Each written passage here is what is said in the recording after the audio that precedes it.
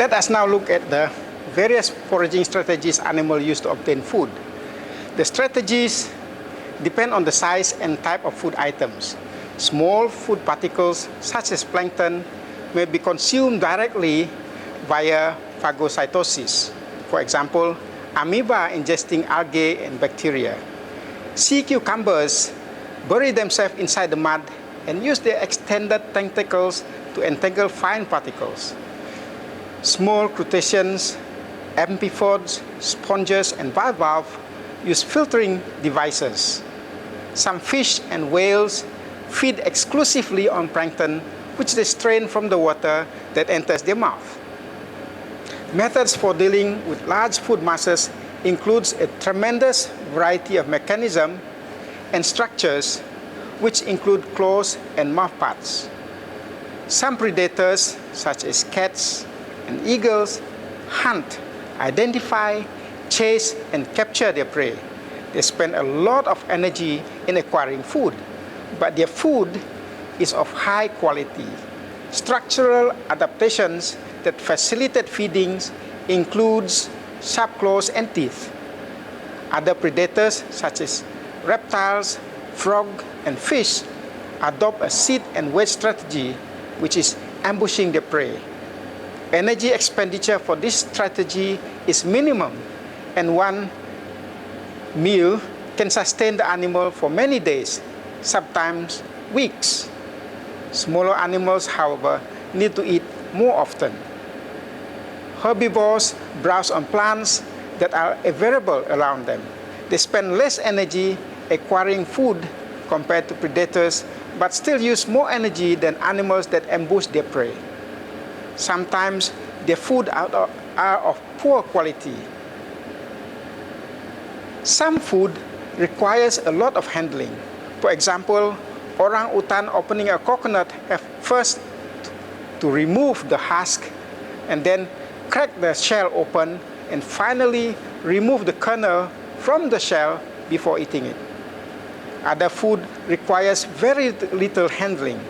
Food that requires very little handling includes fluids such as milk and soft fruits.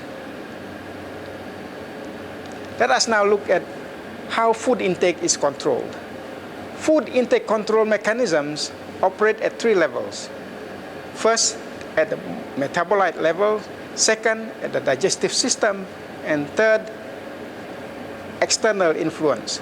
There are also short and long-term control mechanisms. All of these involve feedback regulation. Food intake is also modified by environmental and social factors, especially in humans. Hunger and satiety.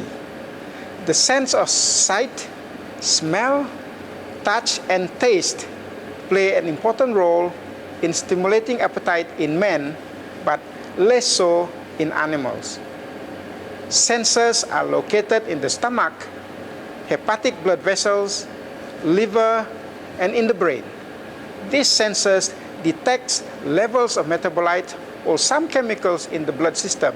For example, glucose in monogastric animals, volatile fatty acids in ruminant, and cholecystokinin. Example, glucose receptors located in the gut, liver, and hypothalamus monitor the absolute concentration of glucose in the blood or monitor differences in concentration between arterial and venous blood. Low levels of these metabolites stimulate hunger center and induce feeding.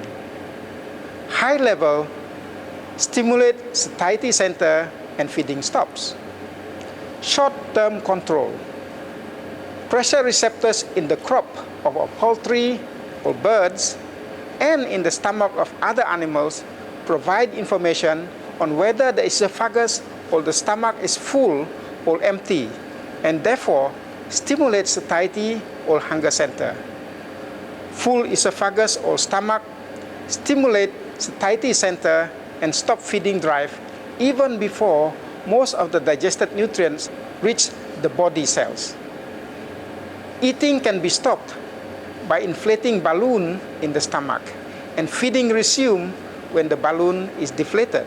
A relatively constant adult body weight implies agent associated with energy storage act as signal for long-term regulation of food intake. Studies with poultry suggest that this agent might be fat deposition.